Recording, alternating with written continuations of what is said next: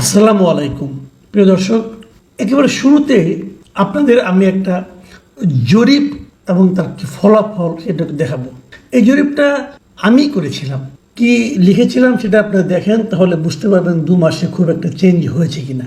আমাদের প্রশ্নটা ছিল, দেশের প্রত্যন্ত অঞ্চলে ব্যাপক চাঁদাবাজির অভিযোগ দেখা যাচ্ছে। বলা হচ্ছে চাঁদাবাজি আগের মতোই আছে, কেবল হাত বদল হয়েছে। কারা করছে এইসব অপকর্ম? এই ছিল প্রশ্ন। এই প্রশ্নের উত্তর দিতে গিয়ে ৭৭,০০০ লোক ভোট দিয়েছিল। ৭৭,০০০ কিন্তু একটা বড় ফিগার, বুঝতেই পারছেন। এবং সেই প্রচুর মন্তব্য এসেছিল, মন্তব্যগুলো অ্যাভয়েড করছি। ৭৭,০০০ মন্তব্যের মধ্যে আবার ৭৭% উত্তরদাতা বলেছেন এর জন্য দায়ী বিএনপি ও তাদের সমর্থক। আর তারপর জামায়াত ও সমর্থকদেরকে দায়ী করেছেন 13%, আওয়ামী লীগ ও তার সমর্থকদের দায়ী করেছেন 6% এবং 4% বলেছেন তারা বলতে পারবেন না এটার জন্য কে দায়ী। তাহলে মানুষ আসলে কি মনে করছিল আজকের থেকে 2 মাস আগে, যে প্রত্যন্ত অঞ্চলে, গ্রামাঞ্চলে অথবা জেলা শহরগুলোতে যে ব্যাপক চাঁদাবাজি হচ্ছে, তার মূল হোতা হলো বিএনপি কিংবা তার সমর্থকেরা, হয়তো যুবদল অথবা ছাত্রদল। এটা কিন্তু একটা পাবলিক পারসেপশন, মাথায় রাখবেন। আমি কিন্তু নিশ্চিত করে বলতে পারবো না। এমনও হতে পারে যে বিএনপির যারা বিরোধী তারাই বেশি বেশি করে ভোট দিয়ে বিএনপির বিরুদ্ধে বলেছে, সেটাও হতে পারে, আপনি সব ধরে রাখেন। কিন্তু এই পারসেপশনটা আজকে থেকে 2 মাস পরে, মানে এখন যদি আপনি কাউকে জিজ্ঞাসা করেন এটা কি কমবে, আপনারা আপনাদেরকে প্রশ্ন করুন অথবা আপনারা আপনাদের আশেপাশে তাকিয়ে দেখুন। দ্বিতীয় জিনিস আপনাদের বলতে চাই, এই আওয়ামী লীগ সরকার বিদায় হওয়ার পর গত কয়েক মাসের যদি আপনি দৃশ্যগুলি দেখেন, বিভিন্ন এলাকায় রাজনৈতিক সংঘর্ষ হয়েছে এবং এর ম্যাক্সিমাম সংঘর্ষ হয়েছে বিএনপির 2 গ্রুপের মধ্যে। হয় বিএনপির সঙ্গে যুবদলের সঙ্গে ছাত্রদলের, অথবা ছাত্রদল বনাম ছাত্রদল, যুবদল বনাম যুবদল, অথবা বিএনপি বনাম বিএনপি, কমিটি গঠন নিয়ে, এলাকায় আধিপত্য নিয়ে, নানা রকম, এমনকি টেম্পো স্ট্যান্ডে কে চাঁদা তুলবে সেটা নিয়ে, এগুলো আপনারা জানেন। গত কয়েকদিন আমি যদি কয়েকদিনের পত্রিকা জাস্ট খেলে একটু আপনাদের হেডলাইনগুলি দেখাই, কয়েকটা দেখাই। দেখেন, প্রথম আলোর একটা হেডলাইন, লক্ষ্মীপুরে বিএনপির 2 পক্ষের সংঘর্ষ, নিহত 1, আহত 15।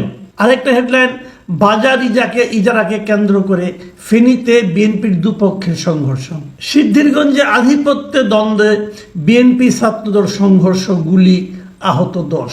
তারাইলে বিএনপির কাউন্সিল নিয়ে 2 পক্ষের সংঘর্ষ, নিহত 1, আহত 5। মানে একটা কমিটি কি হবে সেটা নিয়ে মারামারি করে একজন মরেই গেল, একজন লোক জাস্ট মারা গেল, কমিটি কি হবে না হবে এটা নিয়ে ভাবুন একবার। মানে কোন পর্যায়ে চলেছে এগুলো। নরসিংদীতে বিএনপির 2 পক্ষের সংঘর্ষে আহত শ্রমিক দল নেতার মৃত্যু, এখানেও মরে গেছে। নারায়ণগঞ্জ দেখেন, এখানে কি হয়েছে, সোনারগাঁয়ে বিজয় দিবসের র্যালিতে বিএনপির 2 পক্ষের সংঘর্ষে আহত 12। মানে একটা র্যালি করবে, বিজয় র্যালি করবে, সেখানেও তারা সংঘর্ষ করছে। কেন? আসলে আধিপত্য বিস্তার। এই সব কিছুর কারণ কিন্তু আধিপত্য বিস্তার। আধিপত্যটা কেন? আমি যদি এলাকায় দেখাতে পারি যে আমি বিএনপির মূল লোক, তাহলে যদি বিএনপি আগামীতে ক্ষমতায় আসে, তাহলে এই চাঁদাবাজির পুরো জিনিসটা আমার হাতে থাকবে, যে জিনিসটা আওয়ামী লীগ আমলে ছিল। মানে রাজনীতিটা কোন দিকে যাচ্ছে এটা ভেবে দেখুন। আরেকটা হেডলাইন দেখেন, কুষ্টিয়ায় বিএনপির 2 পক্ষের সংঘর্ষ, আহত 3।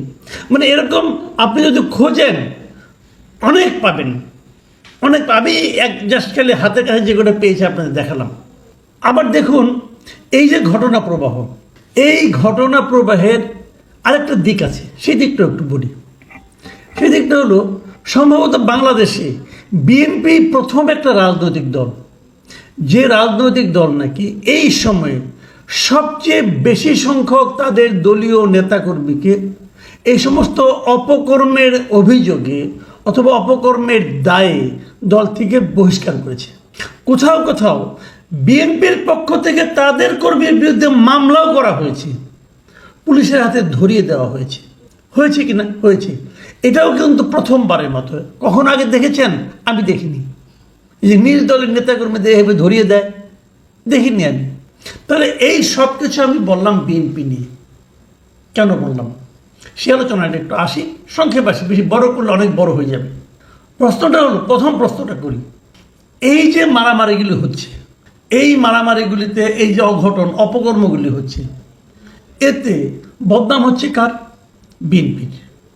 ভাবুন, যদি সামনে নির্বাচনে হয় একটা, সেই নির্বাচনে এই ঘটনাগুলি যদি উপস্থাপিত করা হয়, ক্ষতি হবে কার? বিএনপির। তাহলে বিএনপি কেন নিজের ক্ষতিটা নিজে বুঝতে পারছে না? নাকি বুঝতে পারছে, কিছু করতে পারছে না? যা কিছু করছে তারা, তাতে কি এটা থামানো যাচ্ছে? না, যাচ্ছে না। সেটা হলো মরুভূমিতে এক ফোঁটা পানি ফলার মতো হচ্ছে, সেই পানি হারিয়ে যাচ্ছে। তাহলে এই যে ঘটনাগুলি ঘটছে, লাভ হচ্ছে কার? এইটাই হলো $1,000,000 কোশ্চেন। লাভ হচ্ছে কার? দেখেন, অপরাধ বিজ্ঞানে একটা কথা বলা হয়, যখন কোনো অঘটন ঘটে, ধর একটা হত্যা হলো, একটা বড় ধরনের অন্যায় হলো, একটা ডাকাতি হলো, যা কিছু ঘটলো, যখন এরকম একটা অন্যায় ঘটে, অপরাধ বিজ্ঞানীরা প্রথমে যে কাজটা করেন, প্রথমত যে দেখেন এতে বেনিফিশিয়ারিকে, মানে কার লাভ হচ্ছে, কার সুবিধা হচ্ছে, এবং সেটাই হলো সবচেয়ে ইম্পর্টেন্ট। এখানেও তাই। বলুন তো, লাভটা কার হচ্ছে? লাভটা কার হচ্ছে? বিএনপি তো ধরে নিয়েছে, অনেকে বলে যে না, বিএনপি আগামীতে নিশ্চিন্ত ক্ষমতায় আসবে। আসবে কি নিশ্চিন্ত? আপনারা কীভাবে নিশ্চিন্ত ভাই? আমরা কিন্তু এরকম দেখেছি 91-এ যখন এরশাদের পতন হলো, এরশাদের পতন হওয়ার পর অনেকে নিশ্চিন্ত হয়ে গিয়েছিলেন যে আওয়ামী লীগ ক্ষমতায় আসবে। সবাই ধরে নিয়েছিল। আওয়ামী লীগের সভানেত্রী তৎকালীন শেখ হাসিনা 3 জায়গা থেকে দাঁড়িয়েছিলেন, ঢাকার তেজগাঁও থেকে, আর পুরনো ঢাকা থেকে, আর নিজের বাড়ি টঙ্গিপাড়া থেকে। টঙ্গিপাড়ায় না দাঁড়ালে তার খবর আসছিল, কারণ উনি তেজগাঁওতে মেজর মান্নান নামে একটা অখ্যাত লোকের কাছে হেরে গেছিলেন, এবং পুরনো ঢাকায় সাদেক হোসেন খোকার কাছে হেরে গিয়েছিলেন, এবং দল হিসেবে আওয়ামী লীগ ওই নির্বাচনে পরাজিত হয়েছিল। কেউ চিন্তাও করেনি, কেউ না। কিন্তু নির্বাচনটা এরকম, কি হবে আপনি বলতে পারবেন না। এখনই হয়তো বিএনপির অনেক নেতা মনে মনে ঠিক করে নিচ্ছেন ইলেকশনের পর উনি কোন মন্ত্রণালয় নেবেন, কেউ জানে না কি হবে। নির্বাচনটা এমন। তাহলে ক্ষতিটা হচ্ছে কার? আমি সেই প্রশ্নটা আবার আসি, অথবা লাভটা হচ্ছে কার? দেখুন, এখন আরেকটা কথা বলি।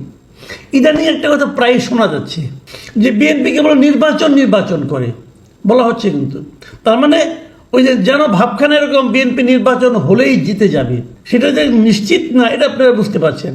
কী হবে কেউ জানে না, জিততেও পারে, নাও জিততে পারে। কিন্তু এই যে বিএনপি কেবল নির্বাচন করে, এই যে স্লোগানটা, এই যে ন্যারেটিভটা ব্যাপকভাবে ছড়িয়ে দেওয়া হচ্ছে, এর পেছনে কারণটা কি সেটা একবার ভাবেন।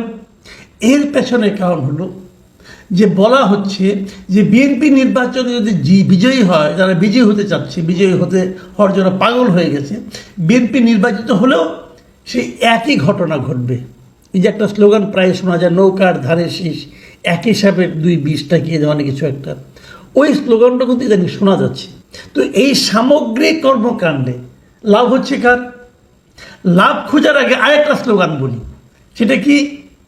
যে ডক্টর ইউনূসের সরকারকে 5 বছর থাকতে হবে, কেউ কেউ বলছেন 10 বছর থাকতে হবে।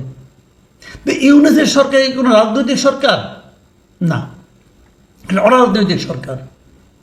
এই অরাজনৈতিক সরকারের পক্ষেও কিন্তু লোকজন আছে, তারা বলছে, এখানে রাজনীতিকে তারা দোষারোপ করছে, বলছে যে অনেক রাজনৈতিক দল দেখেছি, রাজনৈতিক সরকার দেখেছি, এবার বরং একটা অরাজনৈতিক সরকার দেখি। তার মানে নির্বাচনের বাইরে যে একটা সরকারকে দীর্ঘদিন ক্ষমতায় রাখার জন্য একটা পক্ষ, সোশ্যাল মিডিয়া বলেন অথবা অন্য কোথাও বলেন, তারা মাঠে নেমেছে। এটা যদি হয়, তাহলে এই যে অরাজনীতিকরণ, অরাজনৈতিক সরকারকে ক্ষমতায় রাখা, রাজনীতির বিরুদ্ধচারণ করা, এই যে প্রক্রিয়া, এই যে পক্ষটা, এই পক্ষটার হচ্ছে লাভ। এখন এই পক্ষটা কারা? যারা এই মুহূর্তে ক্ষমতা আছে। এখন আবার আমি একটু সামনের দিকে যাই, শুরুর দিকে যাই। শুরুর দিকে কি, এই যে বিএনপিতে এত মারামারি হচ্ছে, বিএনপি চাঁদাবাজি করছে, আমরা বলছি, এটা থামছে না কেন? থামানোর কোনো চেষ্টা কি হচ্ছে? আচ্ছা, যদি একটা জায়গায় মারামারি হয়, টেম্পো স্ট্যান্ডের দখল নিয়ে, থামানোর দায়িত্ব কার? বিএনপি তার নেতাকর্মীকে বলতে পারে তোমরা এটা করো না, কিন্তু তারা যখন দেখবে নগদ প্রাপ্তি, নগদ টাকা, তখন তারা করার চেষ্টা করবে। থামানোর দায়িত্ব কার? থামানোর দায়িত্ব সরকারের। সরকার থামাচ্ছে না কেন? তাহলে সরকারকে ইন্টেনশনালি থামাচ্ছে না। সরকারকে জনগণের মধ্যে রাজনীতির বিষয়ে একটা ভীতি সঞ্চার করার জন্য, একটা ভীতির জন্ম দেওয়ার জন্য সরকারকে ইচ্ছাকৃতভাবে এগুলো হতে দিচ্ছে।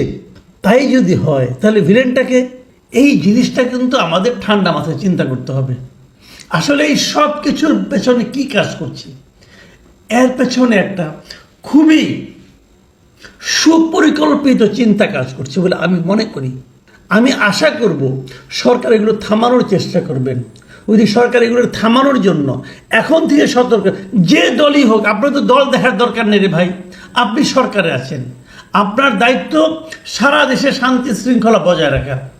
যদি ঘরে ঘরেও মারামারি হয় সেটাও আপনার দেখার দায়িত্ব। মারামারি কেন হবে? মারামারি থামাবেন আপনি। দলের মধ্যে মারামারি হলে আপনাকে থামাতে হবে। আওয়ামী লীগে মারামারি হলে কি আপনি থামাবেন না? জামাতের মধ্যে জামাত শিবিরের মারামারি হলে আপনি থামাবেন না? থামাবেন। আপনার কাজই এটা। এই ভূখণ্ডে যা কিছু অপকর্ম ঘটবে সেটা নিয়ন্ত্রণ করার দায়িত্ব সরকারের। যদি সরকার সেটা ঠিকঠাক মতো না করে তাহলে কিন্তু আমরা ভাববো, বুঝতে, আমরা চিন্তা করতে চাইব যে তাহলে এটা কি বিরাজনীতিকরণের জন্য এটা করা হচ্ছে, অথবা একটা অরাজনৈতিক সরকারকে দীর্ঘমেয়াদে থাকার জন্য একটা পরিকল্পনা হচ্ছে। এই জিনিসগুলো প্রিয় দর্শক আপনারা একবার ভাববেন।